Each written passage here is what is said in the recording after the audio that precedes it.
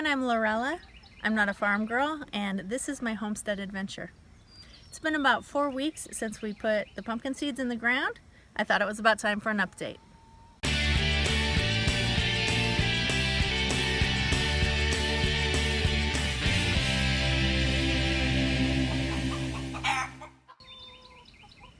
Let's go take a look. You might remember from our first video that we planted 2 varieties of pumpkins. Both are giant breeds. We planted Big Macs and Mammoth Reds. Here we have just a little tiny buddy just starting out. I didn't think anything was going to come up in this mound at all because it took so long. He just came up within the last day or two. So maybe I planted him too deep or something, not sure. This is one of the Big Macs varieties from Baker Creek Seed Company. Let's go see how his buddy over here is doing. Here we've got, looks like 2 plants. This one is doing really well, and so we'll probably keep it for sure. Here's the second little guy. I planted 6 seeds in each of my pumpkin mounds, and I plan to keep 2 plants out of each one.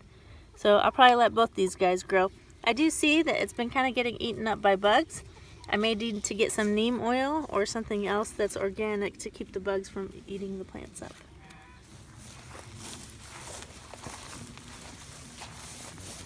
We've got 2 plants here that are both doing really well.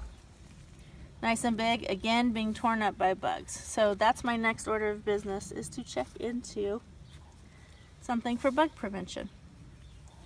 I do like what I see though. Lots of green, big leaves, making me happy.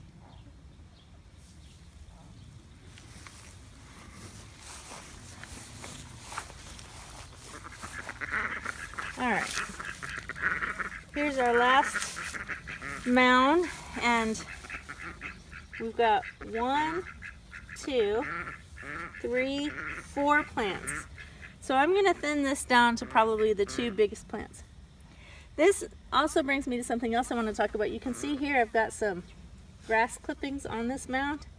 If you look in the corner right here, this garden area, when we started prepping this garden area, about a year ago, we laid down paper feed bags. We piled mulch in the form of straw and manure, about that deep, all over the whole thing, prepping this land for our garden that was supposed to happen this year. And then, this spring, Chris tilled it up, so it became very fertile soil in which we did not get a garden planted until late. So the grass is just growing like crazy in here. It's the perfect conditions apparently for it.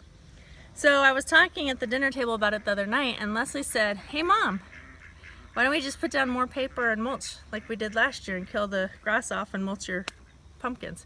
So I think that's what we're gonna do. I'm liking the way everything is looking, other than the weediness, and I'm hopeful that I'm gonna get some big pumpkins out of this. So I'm excited to learn more about how to grow them and how to take care of them. So give me a big thumbs up that something actually came up out of the dirt when I planted it. It's very exciting for me. Give me a comment, tips on how to grow pumpkins, and please, if you haven't yet, subscribe so that you can see all of our videos. In addition to the pumpkins, maybe you remember that day I was at the farmer's market. If you haven't watched that video, I'll put a link to it right up here. We got some bell peppers, some tomatoes, and some potato starts. And I did the same thing as the pumpkins. I just dug up the ground and threw them in.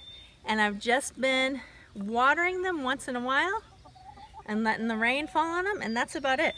Look at this tomato. It's huge. It was just one little skinny viney start that I planted. So I need to get a tomato cage on this, I'm pretty sure.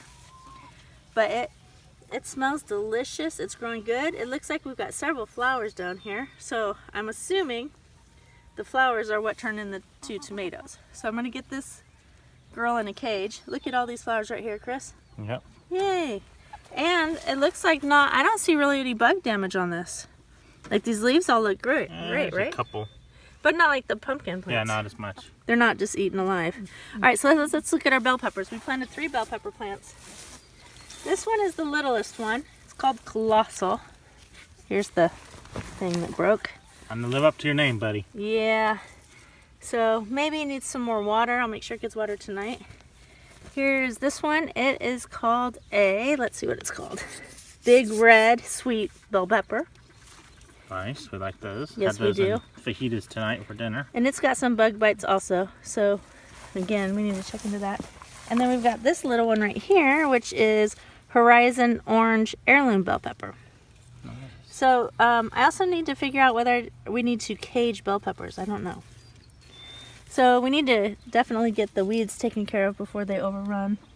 Oh, but let's look at the potatoes. So my potato row is not straight at all. I didn't run a string line.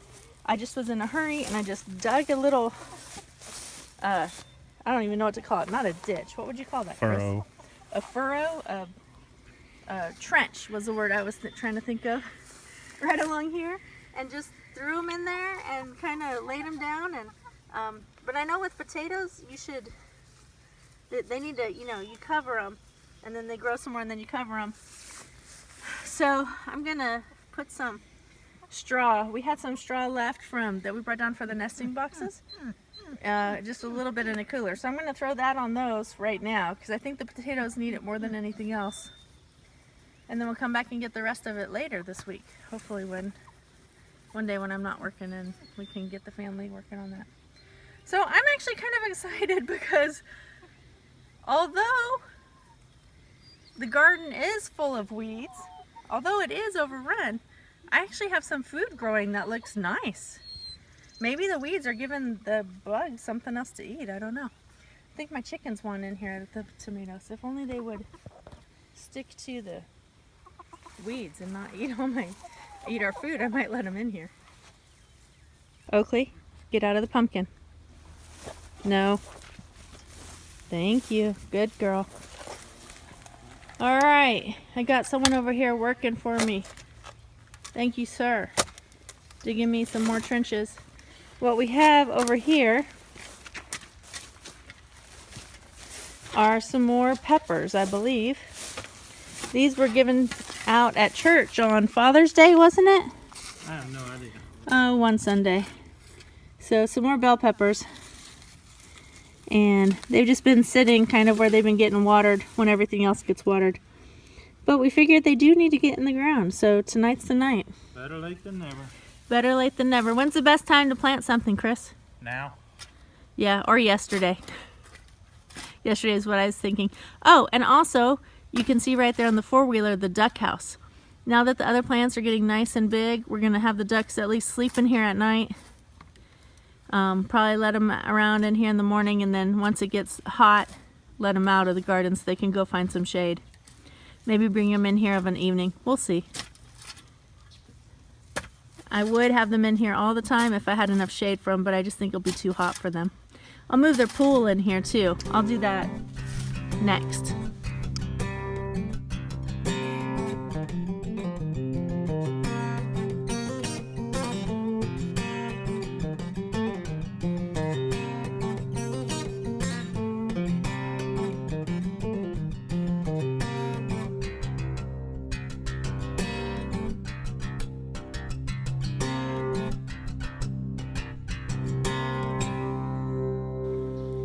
Well, we're losing daylight, so we're gonna call it a day's work. And in Missouri, in the summers, it's hot. I really enjoy coming out and doing gardening, working with the animals in the evening when it's cooler. It's not quite so humid. It's a nice end to the day. Feels good to come out after dinner and get some things done. And so that's when we enjoy doing our work. When's your favorite time of day to do your work on your homestead? Thanks for watching, everybody. Have a great weekend.